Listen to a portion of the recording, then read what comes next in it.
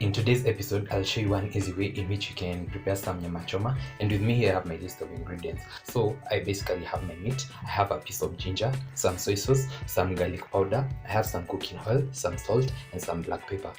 Without further ado, let's get started.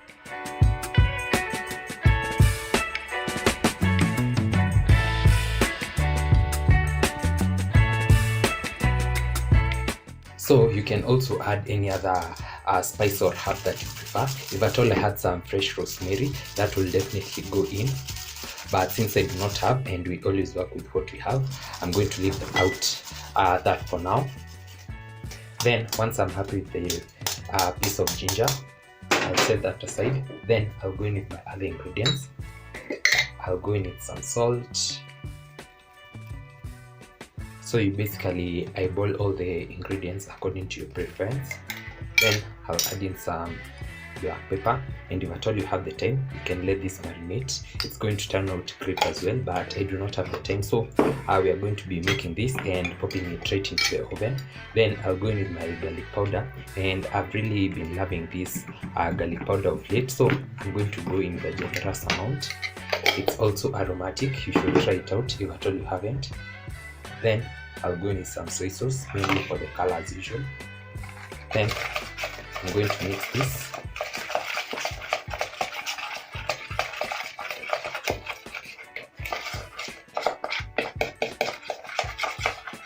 Then I'm going to add some cooking oil, about a tablespoon or 2. Then I'm also going to mix this in properly till everything is well blended.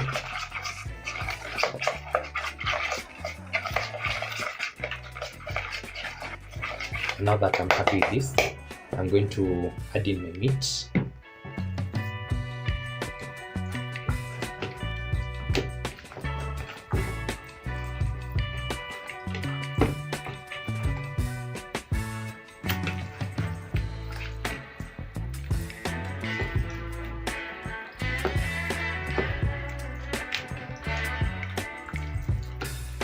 So this smells amazing, and if at all you have the time, you can let this marinate for 6 hours or up to a day, or also 24 hours if at all you have the time. But since I do not, I'm just going to proceed. And now that I'm happy with that, I'll set that aside. So as I've earlier mentioned, you're going to be using an oven, and you'll need this too. So I'm going to place the meat in this rack. Then I'm going to place this below the rack so that it can trap the juices, because we do not also want to spoil our oven. I'm going to start by greasing my wire so that the meat doesn't stick, and I'm doing so by greasing it with some cooking oil.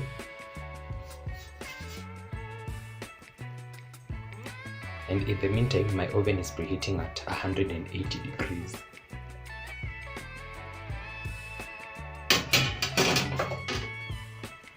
Then I'm going to place this.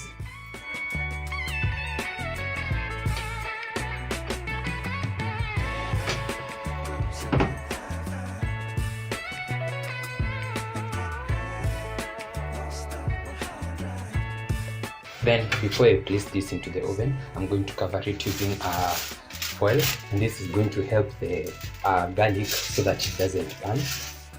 Then after a couple of minutes, I'm going to remove the foil. So I'm going to bake for about 30 to 35 minutes, and this totally depends on the size of meat that you have. After about 15-20 minutes, I'm going to remove this. Then I'm going to flip it. Then after a couple of minutes, I'm going to flip it back. Then I roast it for about 5 more minutes. Then our choma will be ready.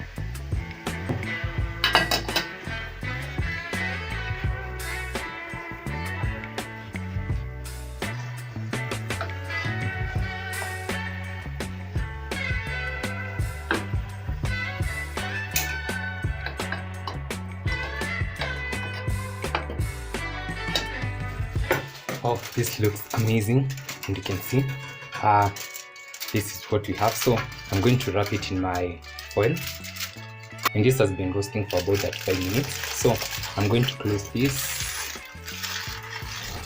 then I'll give it about 10 minutes so that it can rest, then I'll see you for 7.